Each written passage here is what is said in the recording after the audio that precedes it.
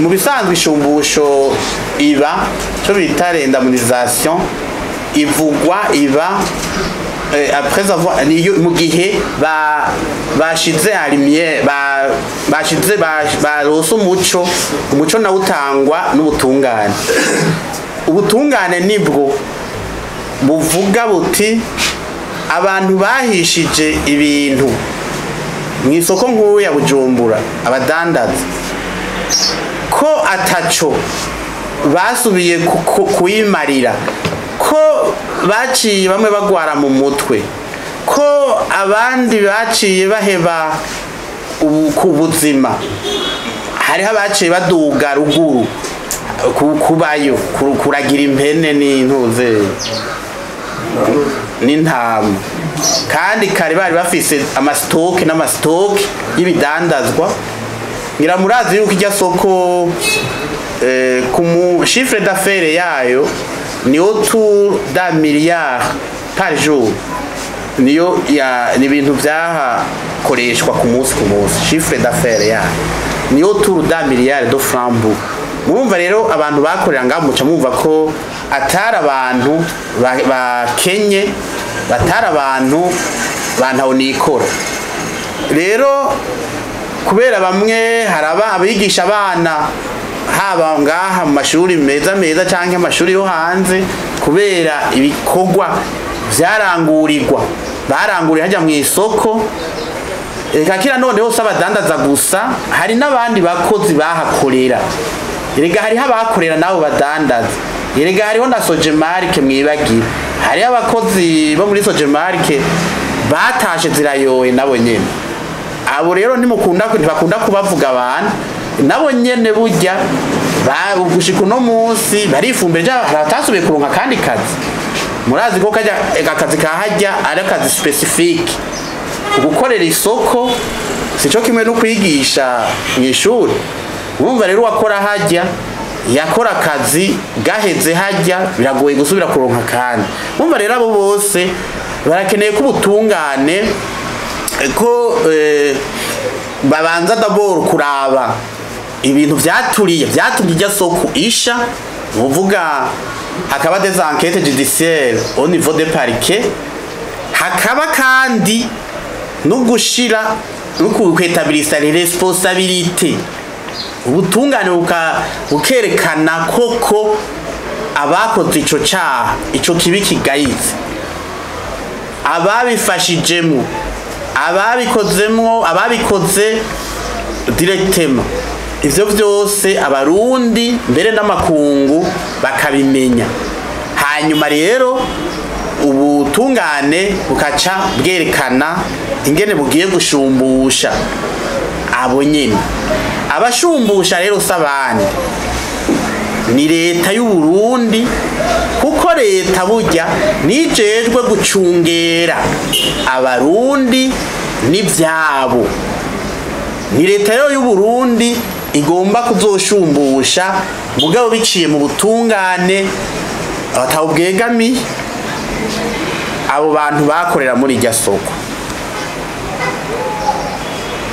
Abadandaza rero nivyo ntibagira assurance, nico gituma ishyirahamwe ULUCOME dusaba dushimitse kugira ngo leta y'u Burundi bace batangura guhimiriza abadandaza bakorera mu yandi masoko yose, yaba yo ngaha mu gisagara yaba ya ruguru, kugira ngo bace begera amashirahamwe ajeje kugwanya impanuka, maze ntibasubire kugira ingorane nk'izi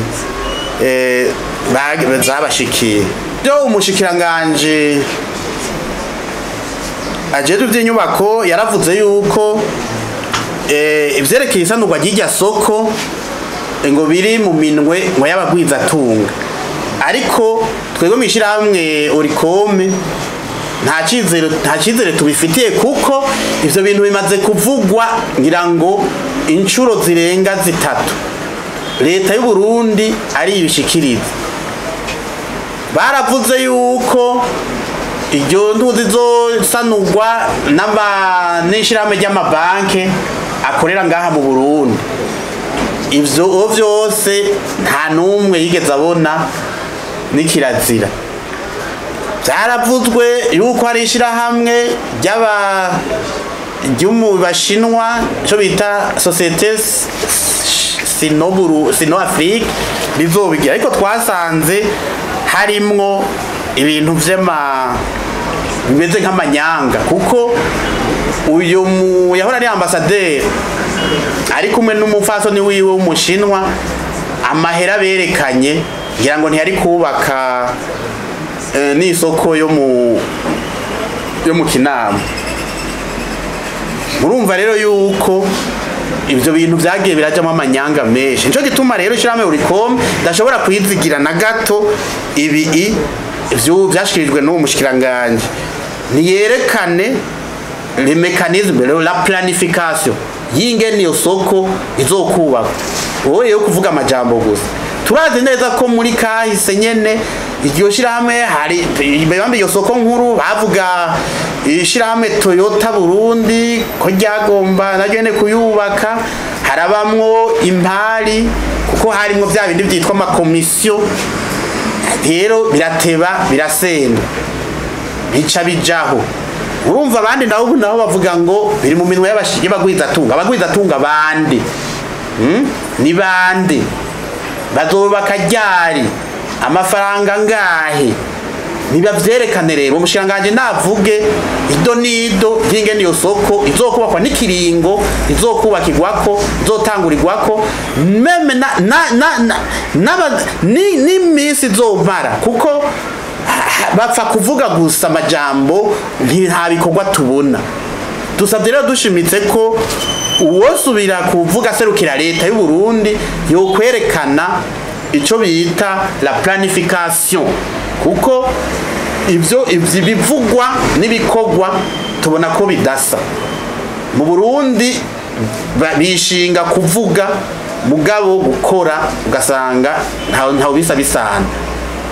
Wa mugari bavuga ngo Barundi ngo bishinga ngo bagisumba ikivi ibintu bavuga ngo ikiyago gisumba ikivi, bishinga ibiyago aho gukora. Rero urumva rero dusabye yuko leta y'u Burundi yotangura kwerekana planification aho gutangura kuvuga ivyo bazoyubaka ni batavuga n'ingene bazoyubaka. Kazoza FM yavuze ngo tubandanye abantu bapfa none. Oya, tugomba tuzitire kugira ngo izo produits nocifs zasigaye hejya muri rya soko, no kuvuga bijya bita les produits chimiques bishobora gutera ingwara, kandi nubu naho bivuga ngo bapfa barapfa, hariho nubu abashobora gupfa, hariho nubu abiyongera kuri abo bapfuye. Rero mu gihe leta itokubura, mu gihe hatokorerwa igikorwa nyezina, no kuvuga umugambi wa leta mugabo uteza imbere abanyagihugu hakurya irya soko yari imeze, ntibakorera ibyo ari byo vyose aho muri ico gihe abapfa bobandanya bapfa n'ubundi. Rero twebwe mwishama ULUCOME dusaba yuko leta yozitira hakiri kare, naho tutazi yuko ibigwara biva hajya bidashobora kuba biza byarafasha abantu. Barabona ko abantu baguma bagwara ari benshi, ugiye mu centre de santé usanga abantu batonze bari kwa muganga ari benshi, nta wuzi ikibituma, nta wuzi ko ari nuzeye ibi bijanye na atmosphère iba yabaye brouillée ituma abantu bagwara. Birashoboka ko ibiva hajya bishobora kwandukira abantu kubera ahantu hose hadakubuye, hatari salete, ahantu hatagira salubrité hategeza gutera ingwara.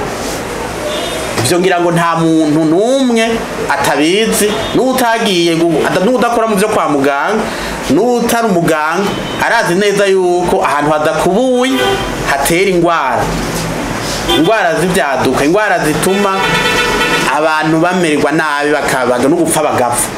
Ivyo ngira ngo nta numwe atabizi. Ahubwo dusabye mwebwe rero ahubwo mufise ijwi rishika kure, gushika mubwira leta y'u Burundi gushiraho abantu bakubura dari media, gushira abantu bakubura bicire bijya bintu vy'ibiduze vy'ibibumbire bijya biti bijya bisaka vyagize n'inzoka zoza zinyegeza harimo ziga simicafu gusa yo tuma abantu bagwara. Hariho n'ibintu ibintu vy'inzoka bishobora kuza kwinyegeza muri bijya vyatsi. Murazi ko inzoka mwese murabizi ko inzoka zikunda ahantu hari Bruce, hari ibintu vy'ishamba. Hariho rero inzoka zishobora kuza hajya maze zigaca zirara muri bajya abantu bakorera hajya, bajya bafise utubotike hajya kuri plaza nabajya burira imiduga ija za Musaga n'ija za Gatuma n'ahandi. Dusabye rero ko ico kintu mu gifata nkama mukagishikiriza ubutegetsi cyane cyane ibyo ubutegetsi bwa meri bushireho abantu nk'abajya basanzwe bakubura amabarabara, maze babanze bareka amabarabara banze biteho ibijanye no gukubura irya soko imbere yuko bakorera umugambi wo gusubiza umutamana abadandaza n'abashorera muri irya soko. Avuga ati mwe mubona igituma itubakwa ari giki, atubwo ntihoba arabafise imigambi isa niyo abafise amakonstruction abafise remezo ziri autour y'irya soko babona yuko muca bahomba yubatswe. Mu bisanzwe ibintu bijanye no gusubiramwo irya soko ni bijanye n'umurimo rusange, ni bijanye n'iterambere rusange. Ibyo by'abantu baba particulier bama bariko barefluensa leta ngo mwokora ujya mugambi ngo je nocambura. Leta yamete itegerezwa nanaryo kwitaho ibintu biraba biteza imbere abantu benshi kuko nibijejwe. Hiraba utwo tuntu utwaba batanga utukomisiyo abo bagenda bavuga ngo nimwa ngo reka kugira ibingo ndemera ndagusororera ngo ni wabireka ngo ndaza kugusororera. Ivyo aho leta ibirikira declina kuri responsabilité zayo hamwe yoraba abantu bafise utuntu. Kira noneho ndazi neza ko ata muntu afise umugambi woteza imbere abanyagihugu hamwe mu Burundi hamwe nabo duhanye imbibe nk'iterambere ryakogwa n'irya soko nkuru ya Bujumbura. Nta muntu afise ahantu yoshobora. Murazi ko harabubatse aho bita ngaho aho hafi nyene ya BCB aho hose murabona murazi neza ko adashobora kureponda les besoins z'abanyagihugu nk'izo irya soko nkuru ya reponda. Ntibishoboka rero irya soko iguma ari kirumara mu yandi masoko yose.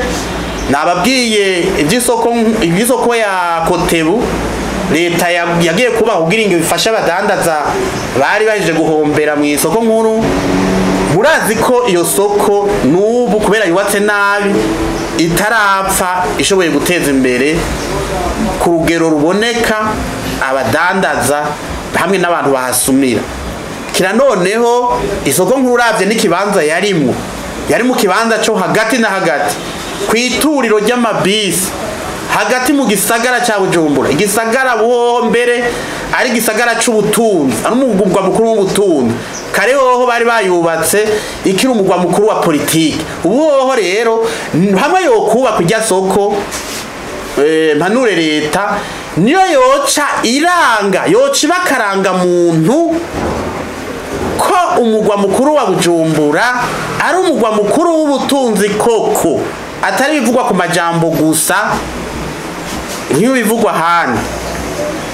Isoko nkuru rero ya Bujumbura yo kubakwa yotuma umugwa mukuru wa Bujumbura witirirwa umugwa mukuru w'ubutunzi koko kuko kanatsinda hoba harimwo ivyerekeye ubutunzi bitari bike. Nababwiye yuko ijya ntuze iro president en 5e de PIB le PIB national ijya soko il représente en 5e ni 20% de marchandises qui étaient habilitées. Hajya muri ijya soko zi représente 20%. Murumva yuko rero ubuhoho abadandaza mbona abana baye benshi naho muri leta basigaye usanga ivyo birukira woho ngira ngo yociro prezana ngira ngo 40% de PIB hamwe yo kubaka. Urumva rero yuko leta y'u Burundi irikirahomba, abanyagihugu bariko barahomba, abadandaza bakorera muri rya soko bariko barahomba. Tusavye rero ko atama speculation nkuko speculation nkuko Bujumbura yo muri ndera gakura bizimana yabivuze.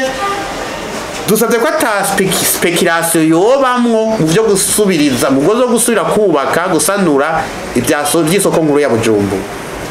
Dusabye ko umushikanganje abijeje uwo w'inyubako be n'ujyajejwe by'ubudandaji boca bicara hamwe maze rere service zigashikiriza abarundi n'amakungu mu maguru masha ivyerekeye plan de réhabilitation y'isoko nkuru ya Bujumbura.